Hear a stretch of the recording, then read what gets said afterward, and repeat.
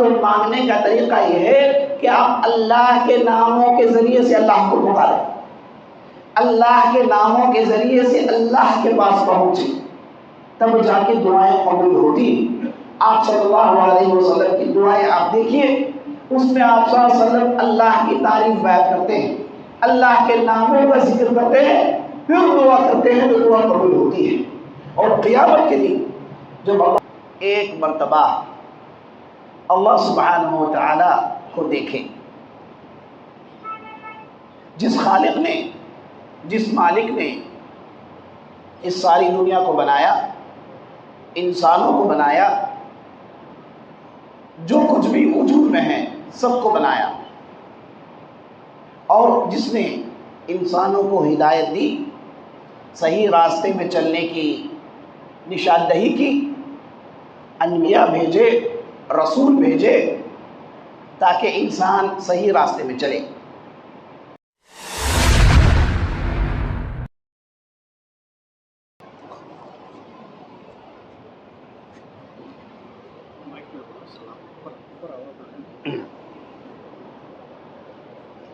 السلام علیکم ورحمۃ اللہ وبرکاتہ۔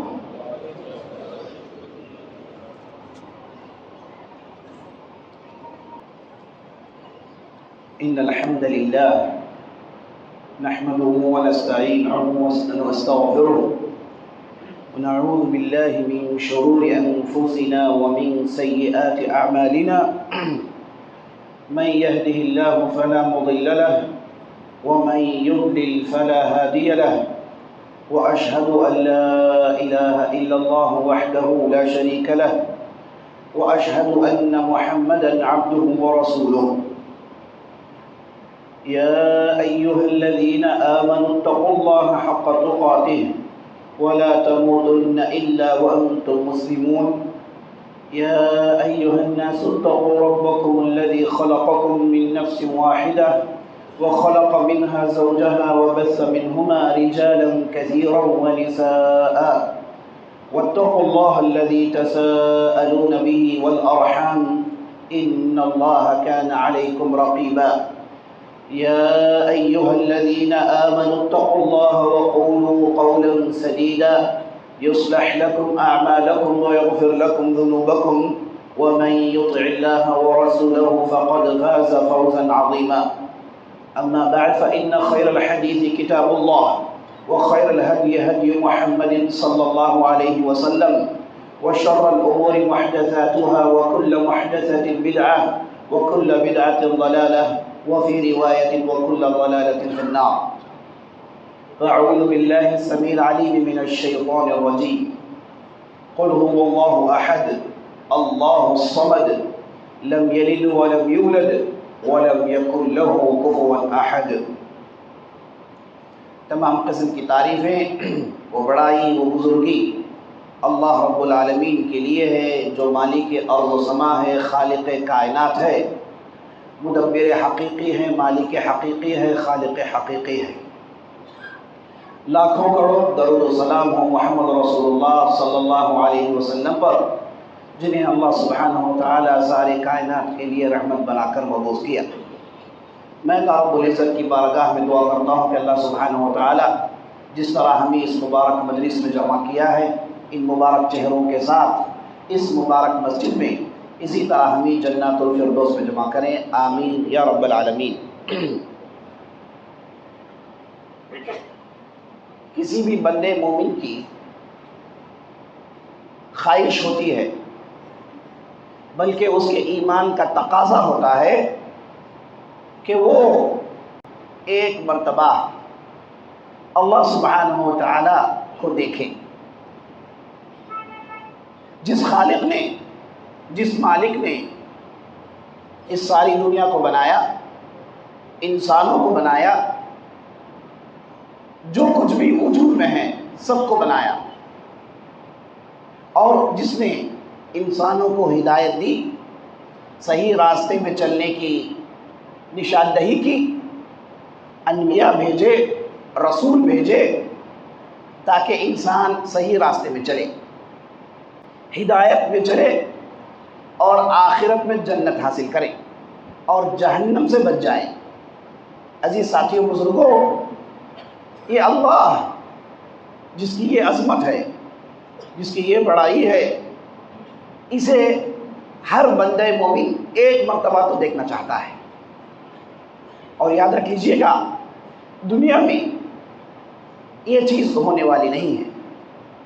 بہت سارے لوگوں نے کوشش کی، موسیٰ علیہ السلام نے کہا ربی ارینی انظر الیک، اے اللہ میں تمہیں دیکھنا چاہتا ہوں۔ اللہ سبحانہ و تعالیٰ نے کہا یہ چیز تم سے ممکن نہیں، اگر تم دیکھنا چاہتے ہو تو اس پہاڑ کو دیکھو، اگر وہ پہاڑ اپنی جگہ رک جائے تو سمجھ لینا تم مجھے دیکھ سکتے ہو۔ اور اللہ نے اپنی تجلی ڈالی تو پہاڑ ریزہ ریزہ ہو گیا اور موسیٰ علیہ السلام کو غشی آ گئی، گر پڑے۔ دنیا میں اللہ نے اس نعمت کو لوگوں کے لیے آسان نہیں کیا۔ ہاں البتہ جب جنت میں جائیں گے انشاءاللہ، جنت الفردوس میں جائیں گے تو وہاں جہاں ہر قسم کی نعمتیں ملیں گی، ہر قسم کی نعمتوں سے لطف اندوز ہوں گے، جنت میں ہر خواہش پوری ہوگی، ہر لذت پوری ہوگی، ہر مانگ پوری ہوگی۔ اس موقع پر سب سے بڑی مانگ، سب سے بڑی لذت، سب سے بڑی نعمت اگر بندے مومن کو ملنے والی ہے وہ ہے رب کریم کا دیدار، اللہ سبحانہ و تعالیٰ کو دیکھنا۔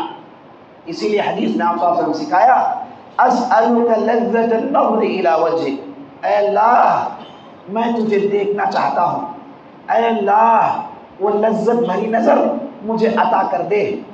تو یہ نبی صلی اللہ علیہ وسلم کی دعا ہے جو آخرت میں جنت میں پوری ہونے والی ہے انشاءاللہ۔ تو ہر بندے مومن کی خواہش ہوتی ہے کوئی ایک مرتبہ اللہ سبحانہ و تعالیٰ کو دیکھ لے۔ اللہ سے دعا کریے گا کہ اللہ سبحانہ و تعالیٰ ہم اور آپ کو اس نعمت سے سرفراز کرے۔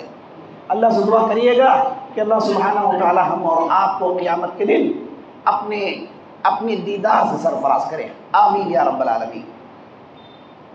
جب دنیا میں دیدار ممکن نہیں تو پھر اللہ کی پہچان کیسے ممکن ہے؟ اللہ کی پہچان کیسے ممکن ہے؟ تھوڑا آواز بڑھا دیجئے، ممکن ہے آواز؟ اللہ سبحانہ و تعالیٰ کی پہچان، اس کا امکان کیسے ہے، کیسے ممکن ہو سکتا ہے؟ جو بندہ اللہ کو دیکھنا چاہتا ہے اس کی پہچان ضروری ہے۔ اور یہ بات یاد رکھ لیجئے گا، سبحان اللہ، دنیا میں کسی بھی دین میں، کسی بھی مذہب میں، کسی بھی باطل فرقے کے اندر اللہ سبحانہ و تعالیٰ کا تعارف موجود نہیں ہے، اللہ کا انٹروڈکشن موجود نہیں ہے۔ دنیا میں اللہ نے اس سے پہلے جتنی بھی کتابوں کو نازل کی اس میں اللہ سبحانہ و تعالیٰ کے بعض نام ہیں، بعض نام مذکور ہیں۔ یہاں تک کہا گیا ہے کہ اس سے پہلے جو بائبل اور اس سے پہلے جو تورات جو کتابیں تھیں اس میں اللہ کی صرف 7 صفات گنائی گئی، 7 صفات، اور ان میں ایسے یہ لوگ پھنسے کہ کبھی گمراہی سے باہر نکل نہیں پائے۔ اگر اللہ کی پہچان چاہتے ہیں تو یاد رکھ لیجئے گا، قرآن کے علاوہ کوئی دوسرا سورس نہیں ہے، قرآن کے علاوہ کوئی دوسرا ذریعہ نہیں جس میں آپ اللہ کو پہچان سکتے ہیں۔ اللہ اکبر۔ اللہ نے قرآن کے اندر اپنی پوری پہچان نازل کی۔ ایک مرتبہ مشرکین آئے نبی صلی اللہ علیہ وسلم کے پاس، آ کر کہنے لگے تم بار بار اللہ کہتے ہو، ایک اللہ کی عبادت کی طرف بلاتے ہو، چلو بتاؤ وہ رب کیا ہے، کیسا ہے؟ صف لنا ربک یا محمد، اے محمد ہمیں تمہارے رب کیسے ہوں گے بتاؤ، ہم بھی جاننا چاہتے ہیں، اس کی کیا تفصیل ہے؟ تو نبی صلی اللہ علیہ وسلم کے پاس جواب نہیں تھا۔ آپ صلی اللہ علیہ وسلم نے وحی کا انتظار کیا۔ دوسرے دن اللہ سبحانہ و تعالیٰ نے سورہ اخلاص نازل کیا جس میں اللہ نے کہا قل، اے نبی صلی اللہ علیہ وسلم آپ کہہ دیجئے قل هو اللہ احد، اللہ کی پہلی صفت یہ ہے کہ وہ ایک اکیلا ہے، وہ ہر اعتبار سے اکیلا ہے۔ ہر آپ تفصیل آپ جائیں گے اس کے اعتبار سے وہ اکیلا ہے، ایک اکیلا ہے۔ اپنے صفات میں، اپنے ناموں میں، اپنے کاموں میں اللہ سبحانہ و تعالیٰ ایکتا ہے، اکیلا ہے، اس جیسا کوئی اور نہیں۔ قل هو اللہ احد اللہ الصمد، اور اللہ بے نیاز ہے، اسے کسی بھی چیز کی ضرورت نہیں، اسے کھانے پینے کی ضرورت نہیں، وہ کسی بھی چیز کا محتاج نہیں، بلکہ ساری مخلوقات اس کے محتاج ہیں۔ ساری مخلوقات کو اللہ چاہیے، اللہ کو کوئی مخلوق کوئی چیز نہیں چاہیے۔ یہی معنی ہے الصمد کا، اور الصمد بڑے گہرے معنی رکھتا ہے اپنے اندر۔ اللہ اکبر۔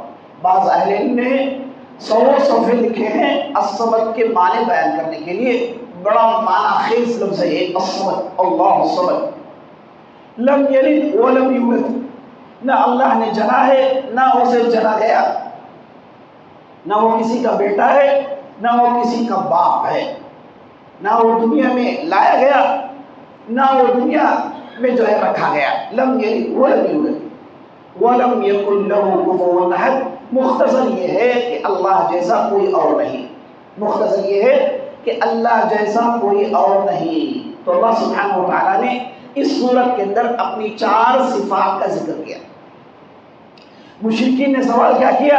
انہوں نے سوال یہ کیا کہ بتاؤ تمہارا رب کیسا ہے، ہم تمہارے رب کو جاننا چاہتے ہیں، ہم تمہارے رب کے بارے میں تفصیل جاننا چاہتے ہیں۔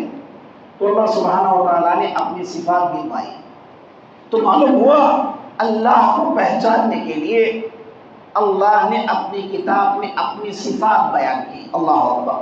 قرآن کا آپ مطالعہ کریے، قرآن کی آپ تلاوت کریے، تقریباً آیتیں اللہ کی صفات پر ختم ہوتی ہیں۔ وَهُوَ اللَّطِيفُ الْخَبِيرُ وَهُوَ الْعَزِيزُ الْحَكِيمُ وَهُوَ الْغَفُورُ الرَّحِيمُ وَهُوَ الْعَزِيزُ الْحَكِيمُ۔ آپ پڑھتے جائیے، ہر آیت، تقریباً ہر آیتیں اللہ کی صفات پر ختم ہوتی ہیں۔ اور ایک جگہ تو اللہ نے اپنی 8 صفات سنائی۔ اللہ نے کہا اللَّهُ الْمَالِكُ الْخَالِقُ الْمُدَبِّرُ لَهُ الْأَسْمَاءُ الْحُسْنَى، اس سے پہلے کہا هُوَ اللَّهُ الَّذِي لَا إِلَٰهَ إِلَّا هُوَ الْمَلِكُ الْقُدُّوسُ السَّلَامُ الْمُؤْمِنُ الْمُهَيْمِنُ الْعَزِيزُ الْجَبَّارُ الْمُتَكَبِّرُ۔ اللہ سبحانہ و تعالیٰ نے ایک ہی جگہ اپنی 8 صفات بیان کی، 8 صفات بیان کی۔ اللہ اکبر۔ تو قرآن کا آپ مطالعہ کریں گے، قرآن ہر طرف اللہ کے ناموں کا ذکر کرتا ہے۔ ان نام کے کیا معنی ہیں؟ کیوں اللہ سبحانہ و تعالیٰ ان ناموں کا ذکر کرتا ہے؟ کوئی بھی آیت احکام سے جڑی ہوئی ہے، اس کا ذکر ہوتا ہے، اور نیچے اللہ کہتا ہے وَهُوَ الْعَلِيمُ الْخَبِيرُ، اور وہ سب کچھ جاننے والا، سب کی خبر رکھنے والا ہے۔ کوئی آیت جس کا تعلق عقیدے سے ہے تو اللہ سبحانہ و تعالیٰ کہتا ہے وَهُوَ الْعَزِيزُ الْحَكِيمُ، اور زبردست طاقت والا اور زبردست حکمت والا ہے۔ اگر بندوں کی معاف کرنے کی بات آئی تو اللہ کہتا ہے وَهُوَ الْغَفُورُ الرَّحِيمُ، اللہ مغفرت کرنے والا، اللہ رحمان ہے، رحمت رکھنے والا ہے۔ تو یہ قرآن اللہ کی صفات سے بھرا پڑا ہوا ہے۔ یہ ان صفات، ان اسماء کا معنی کیا ہے؟ معنی یہ ہے کہ آپ انہیں سمجھیں اور جان لیں کہ یہی وہ اللہ ہے، اس کی یہ صفت ہے جس نے ان آیتوں کو نازل کیا ہے، جس نے قرآن نازل کیا ہے، اس کی یہ صفات ہیں، اس کے یہ اسماء ہیں۔ اللہ اکبر۔ ہمارے قرآن کے اندر اہل علم نے شمار کیا، کہا کہ 99 نام اللہ نے ذکر کیے۔ کتنے؟ 99 نیمز اللہ نے اپنے ذکر کیے ہیں قرآن میں، 90 پر 9 نام۔ اللہ اکبر۔ ہر نام اپنے اندر ایک دنیا رکھتا ہے، ہر نام اپنے اندر ایک سما رکھتا ہے۔ اللہ اکبر۔ اس سے زیادہ انٹروڈکشن کی کیا ضرورت ہے؟ 99 نام۔ اسی لیے نبی صلی اللہ علیہ وسلم نے حدیث میں ارشاد فرمایا ان للہ 99 اسما فمن احصاها دخل الجنہ۔ نبی صلی اللہ علیہ وسلم نے کہا اللہ کے 99 نام ہیں، جس کسی نے اسے یاد کیا، جس کسی نے اسے سمجھا، جس کسی نے اس کے مطابق عمل کیا، وہ تو سیدھے جنت میں جائے گا، وہ تو سیدھے جنت میں جائے گا۔ اللہ کے 99 نام ہیں، ان میں جو یاد کرے گا انہیں، جو اس پر عمل کرے گا، اور جو اسے اس کا جو ہے اس کے ذریعے سے اللہ کو پکارے گا، یہ سیدھے جنت میں جائے گا، نبی صلی اللہ علیہ وسلم نے کہا ہے۔ تو اللہ کے 99 نام ہیں۔ ان نام کے کیا معنی یہ کہ آپ ان کے ذریعے سے اللہ کو پہچانتے ہیں، آپ اللہ کو پہچاننا چاہتے ہیں نا، یہی نام ہے اللہ اکبر۔ اور یہ نعمت قرآن کے علاوہ کہیں اور نہیں ہے۔ کسی بھی قوم کو اللہ نے اپنا اتنا زیادہ انٹروڈکشن نہیں دیا، کسی بھی قوم کے پاس اتنی تفصیل نہیں ہے جتنا ہم مسلمانوں کے پاس اللہ کو لے کر ہے۔ یہ بہت بڑی بات ہے، بہت بڑی بات ہے۔ اور اسی طریقے سے جب آپ ان ناموں کو پڑھتے ہیں، ان ناموں کو اللہ نے بندوں کے ضرورت کے مطابق ذکر کیا ہے۔ بندوں کی جو ضروریات ہیں اس کے مطابق یہ نام ہے۔ بندہ گنہگار ہے تو اللہ کے نام کو لے کر اللہ کو پکارے، کہے کہ اے اللہ تو ستار ہے، اے اللہ تو غفار ہے، اے اللہ تو غفور ہے، میرے گناہوں میں پردہ ڈال دے، اے اللہ میرے گناہوں کو معاف کر، اے اللہ میرے کھاتے سے گناہوں کو نکال دے۔ اللہ اکبر۔ جب بندہ محتاج ہوتا ہے تو اللہ کے طرف رجوع کرنے کے لیے ڈھیر ساری صفات، ڈھیر سارے اسماء ہیں۔ تو بندوں کی ضروریات کے تحت ان اسماء کو اللہ نے قرآن میں نازل کیا ہے، ان صفات کو اللہ نے قرآن میں بیان کیا ہے۔ ایک جگہ اللہ سبحانہ وتعالیٰ کہتا ہے وَلِلَّهِ الْأَسْمَاءُ الْحُسْنَى فَادْعُوهُ بِهَا۔ اے لوگو، اللہ کے بڑے اچھے اچھے نام ہیں، اللہ کے بڑے اچھے اچھے نام ہیں، تم ان ناموں کے ذریعے سے اللہ کے رحمت کو للکارو، ان ناموں کے ذریعے سے اللہ کو پکارو۔ نام کا استعمال کیا ہے؟ ان ناموں کو اللہ نے قرآن میں ذکر کیا اللہ کی پہچان کے لیے، لیکن ہمارے عمل سے کیا تعلق؟ ہمارے عمل سے یہ تعلق ہے کہ آپ ان ناموں کے ذریعے سے اللہ کو پکاریں۔ لوگ آتے کہتے ہیں کہ ہماری دعائیں قبول نہیں ہوتی، ہم مانگ رہے ہیں ہماری دعا قبول نہیں ہو رہی، میں کب سے مانگ رہا ہوں میری کب سے ضروریات پوری نہیں ہو رہی ہے۔ تو ہم نے دعا کو غلط مانگا ہے، ہم نے دعا کا طریقہ غلط اختیار نہیں کیا۔ دعا کو مانگنے کا طریقہ یہ ہے کہ آپ اللہ کے ناموں کے ذریعے سے اللہ کو پکاریں، اللہ کے ناموں کے ذریعے سے اللہ کے پاس پہنچیں، تب جا کے دعائیں قبول ہوتی۔ آپ صلی اللہ علیہ وسلم کی دعائیں آپ دیکھیے، اس میں آپ صلی اللہ علیہ وسلم اللہ کی تعریف بیان کرتے ہیں، اللہ کے ناموں کا ذکر کرتے ہیں، پھر دعا کرتے ہیں تو دعا قبول ہوتی ہے۔ اور قیامت کے دن جب اللہ سبحانہ وتعالی لوگوں میں فیصلہ کرے گا، جو جنت جائیں گے ان کا فیصلہ ہوگا، جو جہنم میں جائیں گے ان کا بھی فیصلہ ہوگا، اور ایک بہت بڑی جماعت ہوگی جن کا فیصلہ نہیں ہوا ہوگا۔ وہ انبیاء علیہ السلام کے پاس جائیں گے، وہ آدم کے پاس جائیں گے، جا کر کہیں گے کہ اے آدم آپ ہمارے والد ہیں، آپ ہمارے ابا جان ہیں، آپ سفارش کر دیجئے، ہمارے معاملات اٹکے پڑے ہوئے ہیں۔ آدم کہیں گے کہ نہیں بھائی، آج اللہ بہت ہی غضبناک ہے، آج اللہ بہت ہی غضبناک ہے، بہت ہی زیادہ غصے میں ہے، آج تو میرا معاملہ یہ ہے کہ میں بچ جاؤں تو بڑی بات ہے، آج میں بچ جاؤں تو بڑی بات ہے، آپ لہٰذا نوح کے پاس جائیے، وہ پہلے رسول ہیں۔ تو آدم علیہ السلام نوح علیہ السلام کے پاس بھیج دیں گے، لوگ آئیں گے نوح علیہ السلام کے پاس، کہیں گے کہ اے نوح آپ زمین میں سب سے پہلے رسول ہیں، آپ نے 950 سال دعوت کا کام کیا، آپ کے بہت زیادہ قربانیاں ہیں، آپ سے تو اللہ راضی ہے، اللہ آپ کی دعائیں قبول کرتا ہے، آپ ہمارے حق میں سفارش کرو، ہم پریشان ہیں۔ تو نوح علیہ السلام کہیں گے کہ نہیں بھائی، آج کا معاملہ کچھ الگ ہے، آج ہمارا رب انتہائی غضبناک ہے، مجھے آج میری پڑی ہوئی ہے، آج نفسی نفسی کا عالم ہے، مجھے میری غلطیاں یاد ہے، میں نے میری قوم پر بددعا بھیج دی، میں نے میری قوم پر بددعا بھیج دی، میں نے کہا رب لا تذر علی الارض من الکافرین دیارا، اے اللہ زمین میں کسی بھی کافر کو مت چھوڑ، اگر چھوڑے گا ان کے نسل سے بھی میرے کافر پیدا ہوں گے، کوئی مومن پیدا نہیں ہوگا، اے اللہ انہیں برباد کر دے۔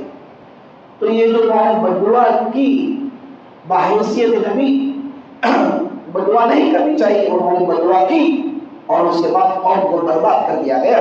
لوگ کہیں گے کہ مجھے یہ غلطی کا احساس ہے، حالانکہ غلطی نہیں، لیکن اس دن ایسا ہولناک منظر ہوگا، ایسا ہول بھڑکا ہوگا انبیاء علیہ السلام کی ضرورت نہیں ہوگی، تو کہیں گے کہ آپ ابراہیم کے پاس چلے جائیں۔ لوگ ابراہیم علیہ السلام کے پاس آئیں گے اور ابراہیم کہیں گے کہ بھائی میں نے تو 3 ایسی باتیں کہہ دی جو جھوٹ کے قبیل میں آتی ہیں، تو میں آج آپ کے لیے کچھ نہیں کر سکتا، آپ موسیٰ کے پاس چلے جائیں۔ لوگ موسیٰ کے پاس آئیں گے، موسیٰ کہیں گے کہ میں نے ایک آدمی کو پنچ مارا ہو تو مر گیا، تو میں ڈر رہا ہوں کہ کہیں اس تعلق سے مجھے پوچھ نہ لیا جائے، آپ لوگ عیسیٰ کے پاس چلے جائیں۔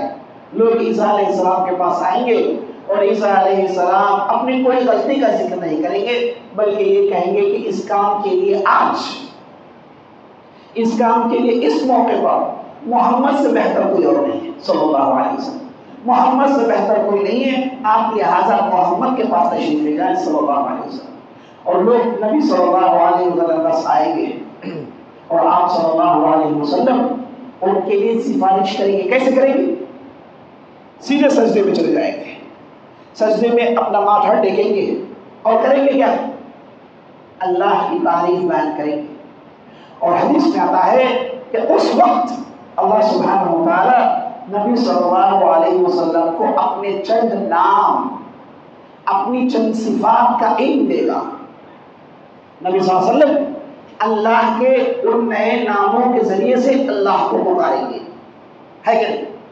وہ نام جسے اللہ نے دنیا میں نازل نہیں کیا، یہ جو 99 نام ہیں یہ دنیا کے لیے ہے، ورنہ اللہ کے نام تو انگنت ہیں، اس رحمت کا کوئی اندازہ نہیں، وہ تو نام متناہی رافت ہے، اس کا انسان اپنے دماغ میں اندازہ نہیں لگا سکتا۔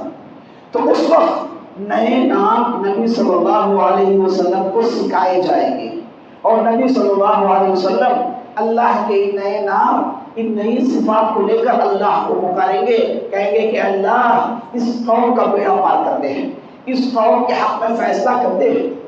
تو اس وقت اللہ سبحانہ و تعالیٰ نبی صلی اللہ علیہ وسلم سے کہے گا ارفع رأسک اشفع تشفع، اے نبی صلی اللہ علیہ وسلم اپنا سر اٹھائیے، آپ سفارش کیجئے، آپ کی سفارش مقبول، آپ مانگیے، آپ کی مانگ مقبول، آپ کی بات ہم قبول کرتے ہیں۔ تو نبی صلی اللہ علیہ وسلم ان لوگوں کے حق میں سفارش کریں گے تو اللہ سبحانہ و تعالیٰ ان کے حق میں فیصلہ کرے گا۔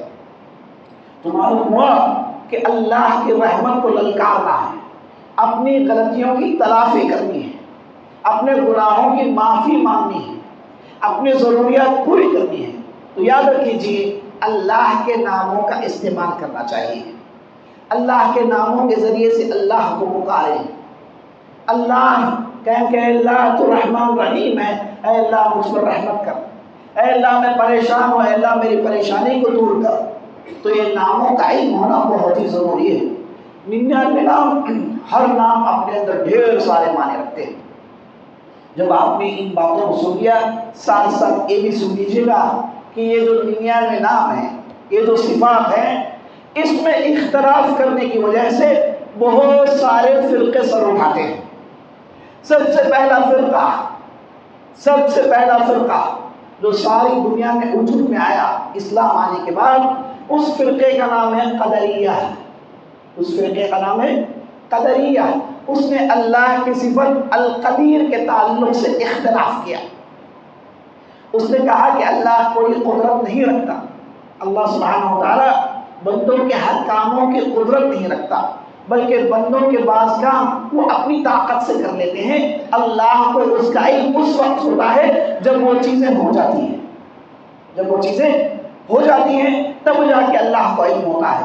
تو اللہ کی صفت القدیر سے انہوں نے اختلاف کیا، پہلا فرقہ وجود میں آیا، تقدیر کا انہوں نے انکار کیا، بندوں کے اعمال کے تعلق سے بہت ساری نئی نئی باتیں کہی، صحابہ نے مل کے ان کی مخالفت کی، کہا کہ نہیں یہ لوگ نئی بات کہہ رہے ہیں، یہ ایسی بات جسے نبی صلی اللہ علیہ وسلم نے نہیں سکھائی، یہ ایسی بات جسے بڑے بڑے صحابہ نے نہیں سمجھا، سبوں نے مخالفت کی۔ اللہ اکبر۔ تو یہ جو اللہ کے نام ہیں، اللہ کی صفات ہیں، اس کے تعلق سے 4 باتوں کو یاد رکھیے، یہ بتا کے اپنی بات ختم کرتا ہوں۔ پہلی بات، اللہ کے صفات کے ساتھ تعطیل نہیں کرنا ہے۔ اہل علم نے کہا تعطیل نہیں کرنا ہے۔ تعطیل کا معنی کیا؟ یہ نہیں کہنا کہ یہ صفات کے معنی ہم نہیں سمجھ سکتے، یہ اسماء عربی میں ہے لیکن یہ معنی اللہ ہی جانتا ہے، آپ کہیں گے کہ ایسا کہنے والا کوئی ہے؟ بڑی تعداد میں، بڑی تعداد میں ہے۔ اور ہندوستان میں جو بڑے بڑے مدارس ہیں، نام نہاد مدارس، وہاں پر یہ تعلیم دی جاتی ہے، وہاں پر کہا جاتا ہے کہ اللہ کے نام پڑھ لو، اس کے کوئی معنی نہیں ہے۔ ارے بھائی، نام عربی میں ہے، الرحیم عربی کا لفظ ہے، الرحمن عربی کا لفظ ہے، الغفور عربی کا لفظ ہے، السمیع عربی کا لفظ ہے، البصیر عربی کا لفظ ہے۔ وہ کہتے ہیں کہ ہے عربی میں، لیکن اس کا کوئی معنی نہیں۔ کیوں نہیں بھائی؟ کہتے ہیں کہ اگر معنی کہو گے تو تشبیہ میں پھنس جاؤ گے۔ تشبیہ کیا ہے؟ بندوں کی صفات اللہ کی صفات جیسی ہونا، بندوں کے نام اللہ کے نام جیسے ہونا، کہنا، اسی کو تشبیہ کہتے ہیں۔ تو کہتے ہیں کہ ہم تشبیہ سے بھاگ کر تعطیل میں گر رہے ہیں۔ تعطیل کا مطلب پورے کا پورا انکار کرنا۔ بھائی، عربی میں ہے، اللہ کہتا ہے کہ ان کے نام کے ذریعے سے ہمیں پکارو، اور نبی صلی اللہ علیہ وسلم نے ان ناموں کا استعمال کیا، صحابہ نے ان ناموں کو سمجھا۔ کہیں پر بھی تابعین نے یہ نہیں کہا کہ یہ الفاظ عربی میں ہیں، معنی ہم نہیں جانتے، کسی نے نہیں کہا۔ یہ بات کی پیش کرتا ہے۔ جب فلسفہ اندر آیا، جب یونانی فلسفہ اسلامی عالم میں آیا، غلط سلط باتوں کو ٹھونسا گیا، تو اس میں اللہ کی صفات کا انکار پیدا ہوا۔ بہرحال بڑی لمبی تاریخ ہے، تو آپ تعطیل نہیں کریں گے، کہیں گے کہ پورے نام عربی میں ہیں، سب کے معنی ہیں، سب کے معنی ہم سمجھ سکتے ہیں، اور ان ناموں کو ہم سمجھ کر پکاریں گے۔ تعطیل یہ کہنا کہ اس کے کوئی معنی نہیں، اسے انسان سمجھ نہیں سکتا۔ نمبر 2، جیسا کہ آپ نے سنا، تشبیہ نہیں کرنی ہے۔ یہ نہیں کہنا کہ انسانوں کی صفات اللہ کی صفات جیسی ہیں، انسانوں کے نام اللہ کے نام جیسے ہیں، یہ بھی نہیں کہنا ہے، کیونکہ اللہ اور بندہ ایک نہیں ہو سکتا۔ وَلَمْ يَكُنْ لَهُ كُفُوًا أَحَدٌ لَيْسَ كَمِثْلِهِ شَيْءٌ، اللہ جیسا کوئی اور نہیں ہے۔ ہاں، الفاظ ایک دکھتے ہوں، الفاظ ایک دکھتے ہوں، لیکن حقیقتیں مختلف ہیں۔ انسان بھی سنتا ہے، جسے عربی میں سمیع کہہ سکتے ہیں، انسان بھی دیکھتا ہے، جسے عربی میں بصیر کہہ سکتے ہیں، لیکن ہمارا دیکھنا اللہ کا دیکھنا فرق ہے، ہمارا سننا اللہ کا سننا فرق ہے۔ ہماری صفات محدود ہے، ہماری صفات ختم ہونے والی ہے، ہماری صفات پیدا ہوئی، اللہ کی صفات نہ پیدا ہوئی، نہ محدود ہے، اور نہ ایک ختم ہوتی ہے۔ تو نام ایک ہونے کی وجہ سے حقیقتیں ایک نہیں ہوتی، اسے اچھی طریقے سے سمجھنا چاہیے۔ تشبیہ نہیں کرنا ہے۔ نمبر 3، تمثیل نہیں کرنا ہے۔ تمثیل کا معنی یہ کہ کہنا کہ بندے کی صفات ہو بہو اللہ کی صفات جیسی ہے، جیسے بندہ سنتا ہے ویسے اللہ سنتا ہے، جیسے بندہ بولتا ہے ویسے اللہ بولتا ہے۔ نعوذ باللہ، اسے تمثیل کہتے ہیں۔ اور آپ تعجب کریں گے، یہ بھی کرنے والے موجود ہیں، یہ بھی کرنے والے موجود ہیں۔ اسلامی جو اپنے آپ کو اسلامی فرقہ کہتے ہیں، ان میں بڑی تعداد یہ بھی کرتی ہے۔ اور نمبر 4، تفویض نہ کریں۔ تعطیل، تشبیہ، تمثیل، تفویض۔ تفویض کا معنی کیا ہے؟ تفویض کا معنی یہ کہ بھائی معنی عربی میں ہے، ہم عربی میں پڑھتے ہیں، عربی کے معنی سمجھ میں آتے ہیں، لیکن ہم ان معنوں کو بیان نہیں کریں گے، بلکہ کہیں گے کہ یہ معنی اللہ ہی سمجھ سکتا ہے، معنی اللہ ہی سمجھ سکتا ہے، ہم نہیں سمجھ سکتے۔ پلہ جھاڑنا ہے، بچ کے بھاگنا ہے، اسے کہتے ہیں تفویض، جو کہ غلط ہے، جو کہ غلط ہے۔ نہ ہم تعطیل کرتے ہیں، نہ ہم تشبیہ کرتے ہیں، نہ ہم تمثیل کرتے ہیں، نہ ہم تفویض کرتے ہیں، بلکہ اللہ کے ناموں پر ایمان رکھتے ہیں اور کہتے ہیں کہ ہر نام حقیقت ہے، ہر نام سچا ہے، ہر صفت حقیقت ہے، ہر نام کے پیچھے صفت ہے، ہر نام کے پیچھے صفت ہے، یہ بھی جان رکھیے۔ اور مشہور مدارس جیسے دیوبند ہو گیا، جیسے ندوہ ہو گیا، بڑے بڑے مدارس کے نام ہیں، وہاں پر یہ تعلیم دی جاتی ہے کہ اللہ کے 7 صفتوں کو مانیے، بقیہ صفات آپ اس کی تعویل کریے۔ کیسے؟ جیسے اللہ قرآن میں جگہ کہتا ہے ان اللہ یحب المتقین، اللہ متقین کو چاہتا ہے۔ یحب کا معنی چاہنا، اللہ متقین کو چاہتا ہے۔ وہ لوگ، آپ جا کے تفسیر پڑھی ان کی، تفسیر جلالین پڑھی ہے، مشہور تفسیر، دوسری ان کی تفاسیر پڑھیے، اس میں وہ لوگ صاف کہیں گے ان اللہ یثیب المتقین، اللہ چاہتا نہیں، اللہ چاہتا نہیں ہے۔ کیوں بھائی؟ کہتے ہیں کہ چاہنا کمزوری ہے، چاہنا کمزوری ہے، کوئی کسی کو چاہتا ہے تو کمزوری ہے اس کی، یہ کمزوری اللہ کے اندر نہیں ہے، بلکہ معنی یہ ہے کہ اللہ ثواب دیتا ہے۔ دیکھا آپ نے چاہت کو کیسے کنورٹ کر دیا، کہا کہ اللہ ثواب دیتا ہے، چاہتا نہیں۔ ارے بھائی عربی کا لفظ ہے، یحب کا معنی چاہتا ہے۔ آپ نے کس بنیاد پر اس کی تعویل کی، غلط معنی بتایا، اور مدارس میں اسے پڑھایا جاتا ہے۔ اللہ المستعان، اللہ چاہتا ہے لیکن اس کے چاہنے میں کمزوری نہیں۔ اللہ چاہتا ہے، ہم چاہتے ہیں، کسی سے محبت کرتے ہیں تو اس سے جڑ جاتے ہیں، یہ ہماری کمزوری ہے، لیکن اللہ کی چاہت میں کمزوری نہیں۔ اللہ اپنے بندوں کو چاہتا ہے، ثواب دیتا ہے الگ معنی، لیکن اس آیت کے اندر چاہتا ہے یہی کہنا صحیح ہے۔ مشہور تفاسیر میں یہ باتوں کو آپ دیکھیں گے، اور ان چیزوں کو مدارس میں پڑھایا جاتا ہے۔ ہمارے یہاں اکثر و بیشتر مدرسے میں اشعری عقیدہ پڑھایا جاتا ہے، اللہ کے ناموں کے تعلق سے اشعری اور ماتریدی عقیدہ پڑھایا جاتا ہے۔ اشعری عقیدہ کیا ہے؟ وہ اللہ کے صرف 7 صفات کو مانتے ہیں، ماتریدی اللہ کے 8 صفات کو مانتے ہیں، بقیہ صفاتوں کا کیا کریں؟ کہتے ہیں کہ نہیں، اس کی تعویل کرنی چاہیے، اس کے معنی کچھ اور ہیں، یہ ایسا ہو نہیں سکتا، اس میں آپ کہیں گے تو کمزوری ہے، اس میں کہیں گے تو یہ اللہ کے لیے نہیں چل سکتا، وہ کہہ کے تعویل کرتے ہیں اور کہتے ہیں کہ ہم 7 صفات کو مانیں گے۔ سارے ہندوستان میں بڑے بڑے مدارس میں مشہور نام اسی عقیدے کو لیے پھر رہے ہیں، جسے اشعری عقیدہ کہتے ہیں، جسے ماتریدی عقیدہ کہتے ہیں۔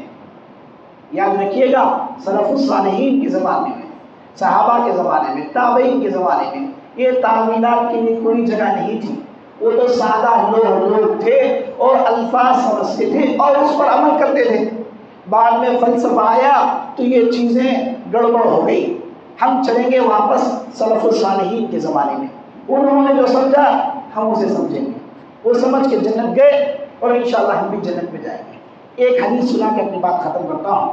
نبی صلی اللہ علیہ وسلم کے سامنے ایک لونڈی لائی گئی، نبی صلی اللہ علیہ وسلم نے اس لونڈی سے پوچھا کہ کیا تم مومنہ ہو؟ اس نے کہا کہ ہاں یا رسول اللہ، میں مومنہ ہوں۔ تو نبی صلی اللہ علیہ وسلم نے کہا این اللہ، اللہ کہاں ہے؟ اس لونڈی نے پتہ ہے کیا کہا؟ آج کے بڑے بڑے علماء نہیں بتاتے اسے، بڑے بڑے لوگ اسے بتانے سے کتراتے ہیں، ڈرتے ہیں۔ اس لونڈی نے کہا اللہ فی السماء، اللہ آسمان میں ہے۔ نبی صلی اللہ علیہ وسلم نے فوراً اس کے آقا سے کہا اعتقھا انہا مؤمنہ، اسے فوراً رہا کر دو، یہ تو مومن بندی ہے، اسے فوراً رہا کر دو، یہ تو مومن بندی ہے۔ تو نبی صلی اللہ علیہ وسلم نے فوراً رہا کروا دیا۔